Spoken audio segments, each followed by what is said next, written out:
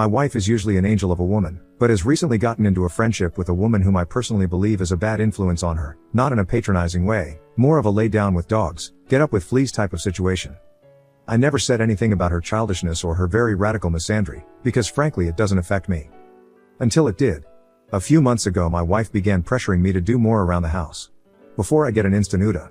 We already split chores and childcare. Admittedly, she had a bigger cut than I because she is a som, but I do most of the cooking, breakfasts and dinners. Lunch is her responsibility for her and the boys.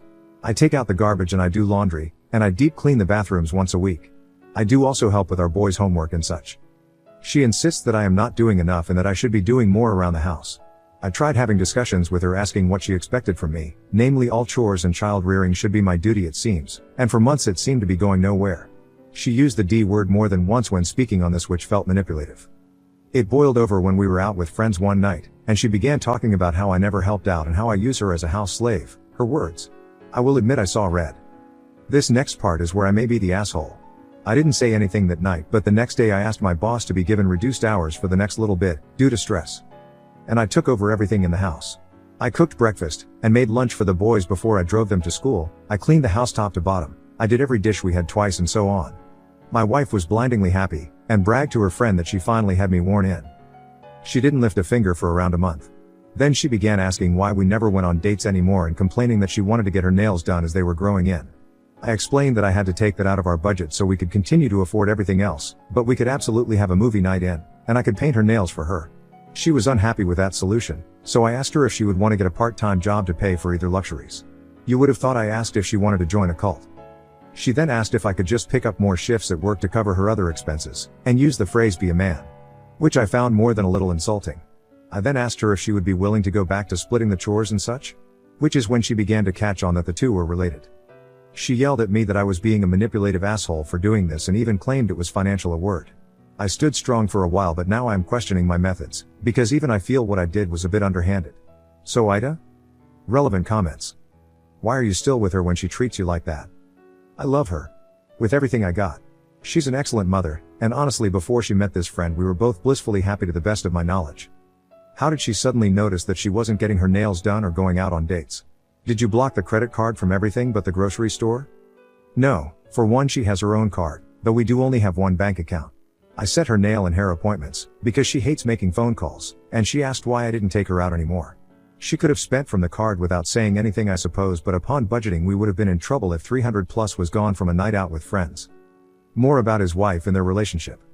She had always wanted to be a som before we got together. I try not to say this part because while her two boys are not mine biologically, they are my sons, but being a single mother was incredibly taxing for her, because working in the public was too much. I had a bit of experience with being a single father myself. I have a son of my own, but I was looking to advance my career, and was more than happy to take over the bills for a lesson load at home. You're paying to raise another man's children. I do not like this comment. Those are my kids. No one else's, and regardless of what happens with their mother ever, I hope those boys know that. More about how things have changed. Oh God, I can tell you, but it may be a bit mundane. When we first got married, she would give me shoulder and back massages every day after work, and have my favorite music playing when I open the door, even though she hates bluegrass. She would make my coffee while I was getting dressed.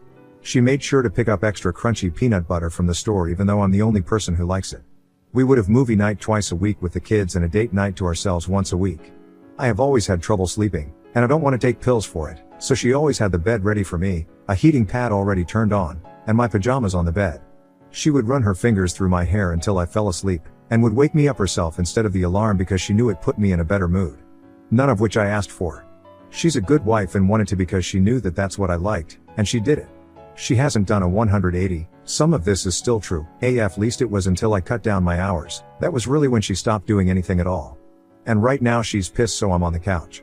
Awake and regretful. Personally I think she's stubborn. I don't think she even really wants it. She just wants to prove that I would do it if she asks.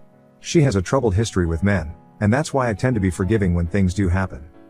Troubled history with men? It's not something I'm comfortable talking about. But believe me when I say, what happened was not her fault. Oop is voted NTA. Update post, April 26, 2023, 6 days later. I have never been in a situation like this.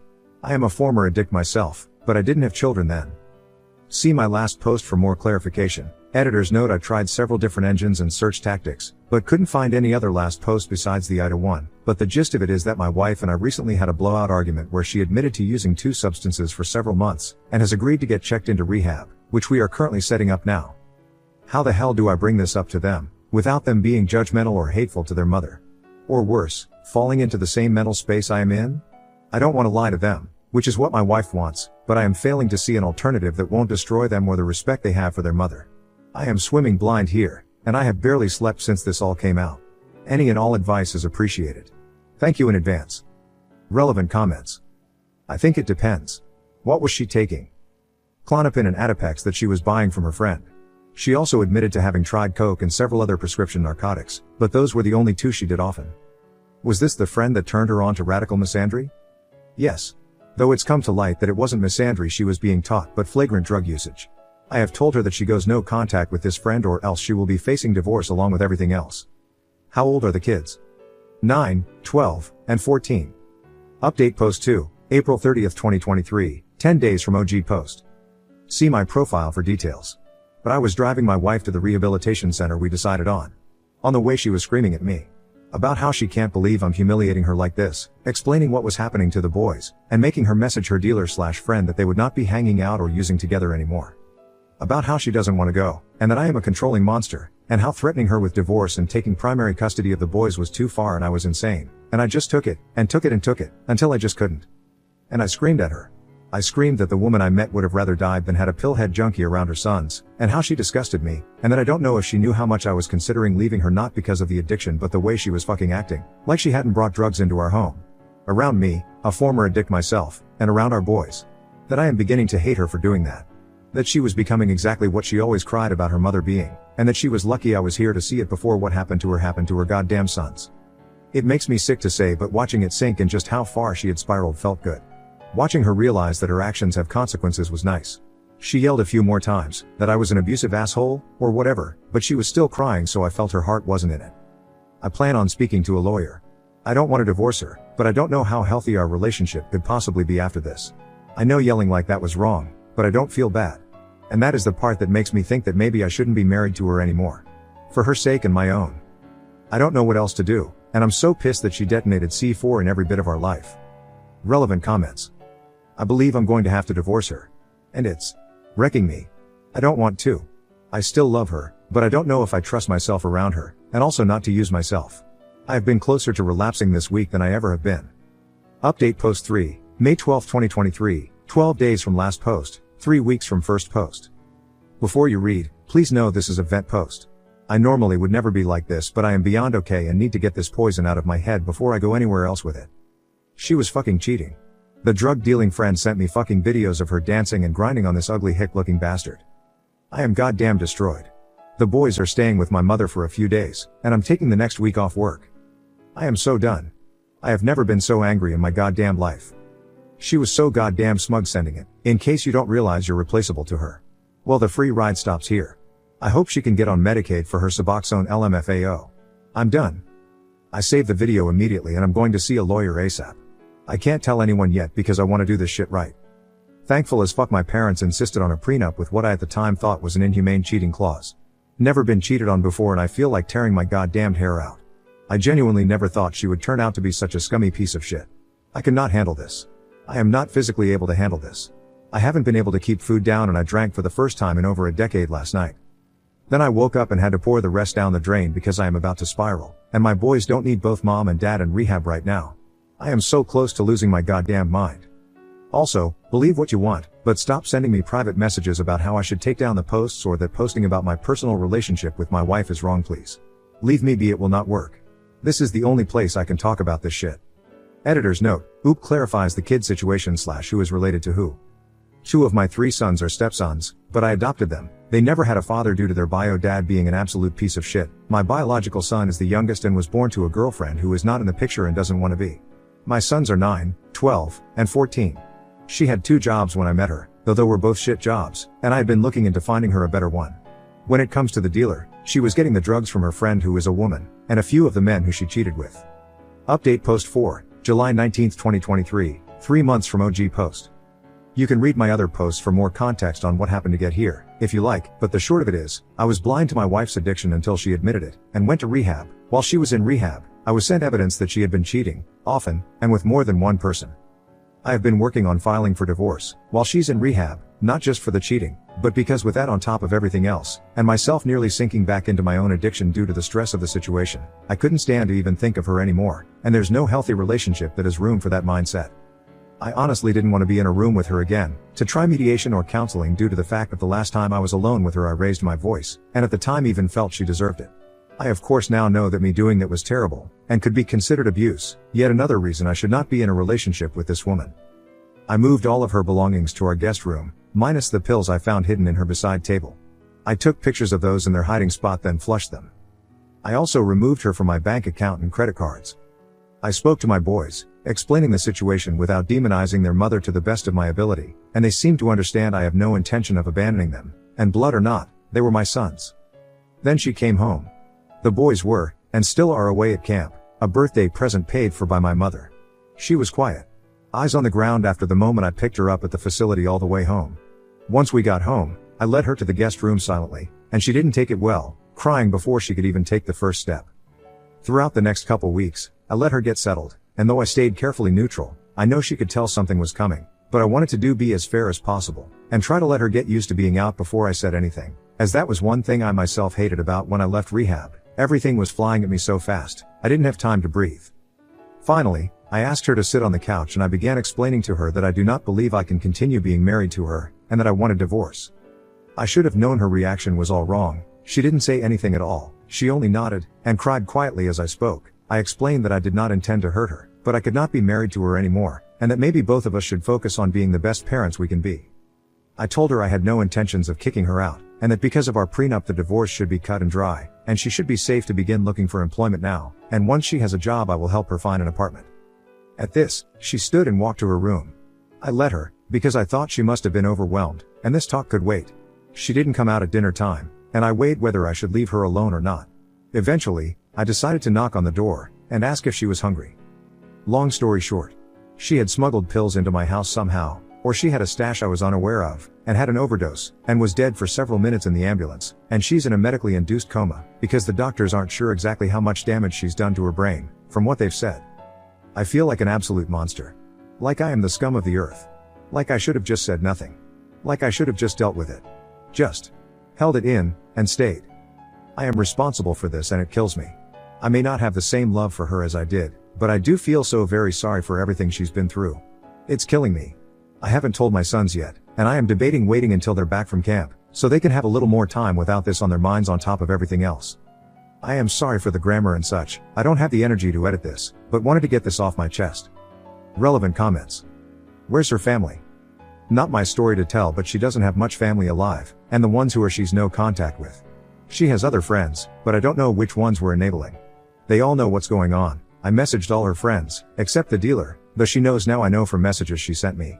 She hasn't shown up to the hospital though, possibly because she thinks I would throw her out, which I would be tempted to do, to be entirely honest. A couple of her other friends visit all the time. Yes, she's no contact with her mother ironically because of her mother's addiction, and bad treatment of her. The rest constantly insisted she should see her mother, and 2 times even took her boys to her mother's house without her permission. One more clarification on the kids. Yes, because all of our children are from previous relationships. I have adopted the 2 eldest, who aren't mine biologically. Why he did it at that point? I wanted to do it while she's in rehab, but my therapist told me to reconsider, so I did. I was so angry when I found out about the cheating I wanted to take her belongings to her dealer's house and leave them there, but I knew that was wrong. I knew that once my anger wore off I would regret it. So now all I want to get the divorce started and over with as soon as possible, so that I can begin trying to pick up the pieces and move on with my life. On top of that, I didn't want to lead her on, and I could tell that she knew something was coming because I can't even stand her touching me anymore. It makes me physically ill. If I had known she was going to kill herself I could have closed my eyes and grit my teeth, and let her do whatever, but honestly even now, after what she did, I know that isn't feasible for me. I still found myself wanting to start fights, to yell, and I know that I am not a strong enough person to be in a relationship with someone who hurt me that much, who disrespected me, my home, and my children that much, who took my own past experiences with drugs into account so little that she brought them into my home, directly under the nose of myself and my children, pun intended. This is as much kindness as I can afford to extend to her anymore for my own mental health's sake. Oops comments on July 24th, 5 days later. Not awake yet, I took the advice of some of the commenters, and went to go get my boys, to see if they wanted to see their mother. I explained the situation to the best of my ability, age appropriate, and asked if they wanted to see her. They all agreed to see her eventually, but the eldest only wanted to go to support his brothers. I'm concerned about the anger he is building towards his mother, and I do intend to talk to him about it, but I also don't want to tell him how to feel, or tell him that his feelings are bad and wrong. I was already working to get them into therapy, but I'm going to expedite that. Cheating. There have been multiple pictures/videos of her dancing on/being inappropriate with men since that post. I haven't blocked the friend because she sent me a large amount of proof of infidelity, for the divorce. And in that post the hick she was dancing on was a man. Perhaps you are confused because her woman friend sent the video? Perhaps my wording was bad, I apologize. And yes, I do know that trauma is the gateway to addiction, as I am an addict and my own CSA from my uncle and general abuse from both my parents. We went to counseling during my rehab and our relationship is much better now, but growing up was very bad. I can't say I know what made her start using, but I can say I know she had a rough childhood and even worse teen years. Editing to add, regardless of sexual identity, if I found out my wife was engaging in sexual acts with women I would also consider it cheating? She was doing other sexually inappropriate things. But no, I didn't get any straight up sex tapes. I would rather not go into it further, but I think you can get my drift. Final update post, February 13, 2024, 7 months later. My wife is dead. I haven't updated in a while, and I'm sorry. But, I'm sure you can guess why I wasn't feeling up to it. I know that everyone said that she was manipulating me or trying to make me stay with her, but honestly, even if that was the case, it didn't matter, because the moment she woke up we both started crying, and talking, and we didn't stop for days. She went back into rehab for a little while, came out and we did both couples and solo therapy for both of us. She seemed happy. She seemed better, and I had hoped that the crazy was over, that we would just be happy again. I didn't update then because frankly, I was scared how everyone would react. I don't do well at getting yelled at. She promised me that if anything happened, if there was anything she needed to talk to me about, she wouldn't hesitate. Everything was going well, and now when I ask myself if there were signs she would go back or that she never stopped, the answer is no. Nothing except the fact that she had an overdose at her friend's house while I was working and died on her couch. The friend didn't even want to call an ambulance. Her boyfriend had to convince her to. I don't think either of them were arrested that day, but I know from the paper she was picked up a couple of months ago for selling. Everyone kept telling me to go to the police, and frankly, maybe I should have, but frankly, with the way the police act, it wouldn't do much good. Since then, I've been drifting terribly. I took up smoking again, something I quit before I got married because she hated the smell. I hate it now too, the smell, I mean, but the hand to mouth is nice. My sons are in therapy and are taking the loss as well as they could be expected to. The younger two talk about her a lot, but the eldest is mostly angry. I'm thankful he doesn't seem to want to say things to his brothers about it, but I always let him tell me anything he's thinking, even when it breaks my heart. I know that maybe everyone here has an idea of who my wife was, but one thing that you could never deny was how much she loved our boys. They were her pride and joy, absolutely everything to her. I miss her. I miss her so much it feels like a death rattle to breathe. There's never music when I get home anymore and I hate it. I hate the quiet so much that some days before I go inside I sit in the car and just cry because I know she won't be there. I haven't even been able to clean out her side of the bathroom yet. It hurts too much to think about getting rid of her perfume, or her toothbrush. I haven't felt like writing for obvious reasons, but there's something that feels important now, so I will. Valentine's Day is tomorrow. On the way home from work recently, I caught myself calculating flower prices, before I remembered that I have no one to give them to unless I put them on her grave.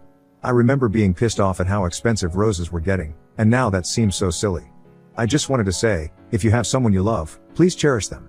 Do something extra nice for the person you love tomorrow, for my sake. Nothing crazy, but maybe you can dance around the living room to your song, or read to each other. Something soft, or good, to let them know you're real, and really, really there. I know that's so cliche and corny, and if Alex were here now she would actively bully me, ha. But sadly, the old bastards were always right. Life is short. Isn't that a kick in the ass? Relevant comments. Smoking. I know I should quit smoking. I don't do it in the house, because the smell really does make me sick after a while. I only really do it at night, or in the early mornings. I'm considering getting one of those flavored air ones that are going around, with no smoke or whatever, so I can keep the hand to mouth thing, which I like a lot, and missed. Not the best compromise, but it's something. Try widow support on Reddit. I might, honestly, thank you. Any kind of emotional support right now is gonna be welcome. It's hard for me to be emotional around my boys because I hate to make them feel like they're ever in a position where they need to take care of me. Poor kids have been through enough without me losing it, but I've been such a mess that they've caught me crying in my car more often than I'd like. Not to imply that I refuse to cry around them at all, just. I hate them seeing exactly how much of a wreck I am. Are you in therapy? I'm in therapy, but it's a long process, especially considering I'm a former addict myself. The entire situation has aged me a decade and a year. As someone whose dad went through similar shit, cry in front of them. It's okay. I can try. It just always makes me feel so guilty. I know I shouldn't, but I always just think to myself, what are you doing? You're meant to be taking care of them, not the other way around. I hate to think that they ever feel the need to walk on eggshells around me because I'm too much of a wreck to handle something. I know that's a bad answer, but it's true. It just always comes around to the face that those are my boys and I am their dad. I am supposed to be stronger than this for them. And I don't mean to imply that crying is weak or wrong, I just don't know how to turn it's okay to cry into it's okay for me to cry in my head. Then of course I mostly mean now, after everything. At the funeral, there was no helping it, and for the first few days after that I was such a mess my parents came to stay with us because they were concerned I wasn't sleeping. This exchange, Oop and the commenter who wrote the above statement about crying. Commenter, yeah. You can't help your feelings. But I am sure your little dude has feelings, and when he sees you not exhibiting those same feelings he may think that those feelings are wrong. But that could be my own baggage. Do what you need to for yourself, my dude. But that just stood out to me. Oop, thank you, genuinely. I will keep that in mind. I hadn't fully considered that, if I'm being honest, but I can work on it. One last thought from Oop. Not defending her is so hard for me, but that was the first thing my therapist told me when I asked about my sons. That defending her to them wasn't going to help, and that all I could do was let them talk. My eldest is the only one who really rages about it, but the younger two will eventually, I'm sure. I am also angry, in this helpless kind of way that hurts so bad I can't stand to think about it, because if she had just talked to me I could have helped her, and she would still be here. I am a former addict myself, and I know I made so many mistakes with my wife, but I swear it was like everything was so good again. We slept in the same bed again, and had dates. Everything in my mind just wants to scream and beg to know why she would do this, and I can't. I hate it so much because I tried so very hard not to love her anymore when she was alive, and it didn't work then. I don't see myself doing any better now that she's gone. And it hurts even worse because when other people are mad, or say negative things, I still want to defend her, to explain every little reason she had, and why it wasn't all her fault, but in the end it doesn't even matter if I do because she is gone. She won't be here to reap the benefits of that defense, or even to care that I changed minds. She won't be here to be respected, or disrespected. It feels pointless, but I still want to, and it makes me feel like a fucking moron.